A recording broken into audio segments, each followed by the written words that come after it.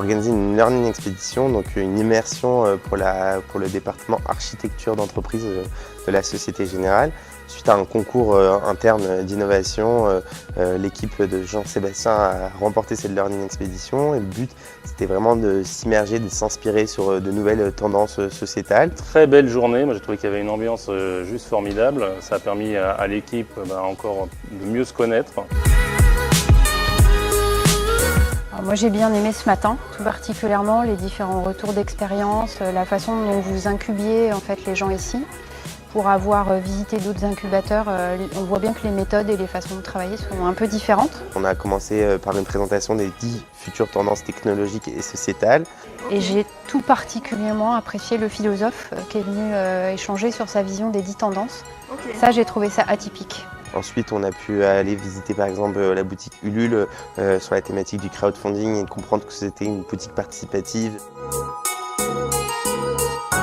Ensuite, on a pu comprendre aussi la FinTech, mais plus par les usages, comprendre comment la banque fait face à l'innovation. L'enjeu de porter son regard plus loin, c'est aussi d'épouser les évolutions sociétales. On a pu aussi rencontrer un incubateur culinaire, le seul d'Europe qui existe, United Kitchen.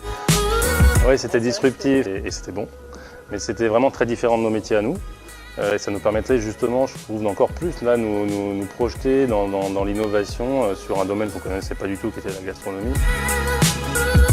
On a pu faire aussi un atelier pour découvrir le design thinking et se projeter un peu dans le futur de son métier, comprendre comment chaque technologie impacte et comprendre un peu imaginer les scénarios catastrophiques de chaque technologie en utilisant par exemple les scénarios de Black Mirror.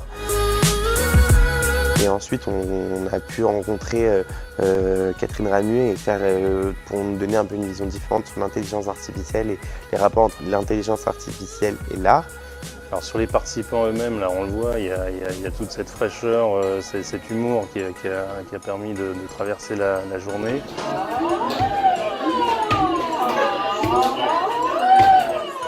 On a fini cette journée par une présentation de Sarah Haeckel sur le futur du travail et qui nous a donné quelques exemples assez intéressants sur comment on recrute des développeurs aujourd'hui dans certaines entreprises.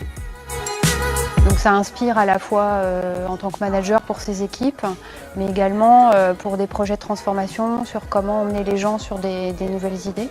Ce que j'en tire, c'est plutôt des techniques d'animation, de réflexion de groupe qui peuvent nous resservir pour poser des idées un peu différentes. Je pense qu'on a enregistré plein de choses, sans doute une partie très inconsciente qui nous aidera au fil sans doute de l'année qui va arriver dans nos différents projets. Sur le métier en lui-même, on a fait quelques exercices qui étaient très intéressants, qui ont permis là aussi, en se lâchant un petit peu, d'imaginer des futurs possibles.